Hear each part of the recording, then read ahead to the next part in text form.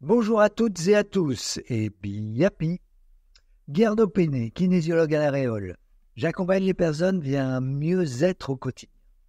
Aujourd'hui, je vais aborder les régimes alimentaires et comment les suivre de manière durable. Réussir à maintenir un régime alimentaire sur le long terme, c'est un peu comme essayer de garder les plantes d'intérieur en vie. Il faut de la détermination et un objectif clair. Et aussi une bonne dose de souplesse, surtout quand on oublie de les arroser. Commençons par la ferme détermination. Sans elle, le moindre carré de chocolat se transforme en tablette et vous vous retrouvez à vous demander « mais où sont passées mes bonnes résolutions ?» Prenons l'exemple de Sophie, qui a décidé de perdre 10 kilos en un an. Elle a su résister à l'appel des croissants du dimanche, enfin, la plupart du temps. Même lorsqu'elle a craqué, elle s'est relevée, car elle savait que la route vers le succès n'est jamais une ligne droite, mais plutôt un chemin avec quelques virages courbants. Ensuite, parlons de l'objectif clair, précis et réaliste. C'est un peu comme un GPS pour votre régime. Vous ne savez pas où vous allez, vous risquez de tourner en rond. Sophie, elle, avait un objectif bien précis. Perdre du poids, mais surtout reprendre la danse, son activité préférée. Avec un but clair et un délai réaliste, un an, elle n'a pas cherché à courir un marathon en 3 semaines.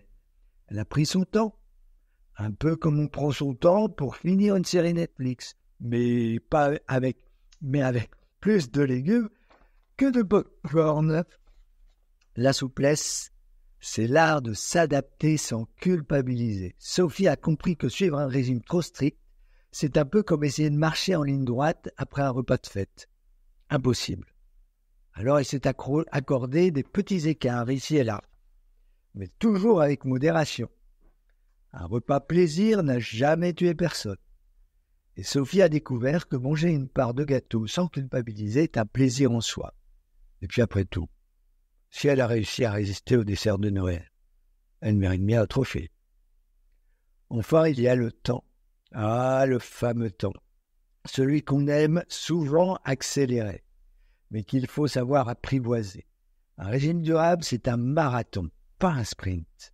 Sophie a appris à être patiente avec son corps, mais aussi avec sa balance, qui décidément ne fait jamais de compliments.